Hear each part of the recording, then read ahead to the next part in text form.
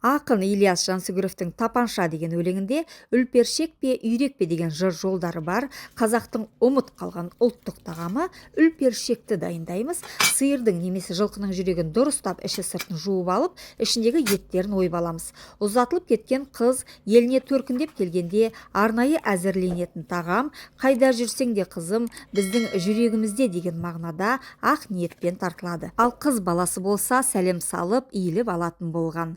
Бізге ішіне ет, қазы, құйрық май, қарабұрыш, тұз, сарымсақ, яғни чеснок керек болады. Барлығын майдалап турап, тұздап, бұрыштап, жүректің ішіне тығындап саламыз.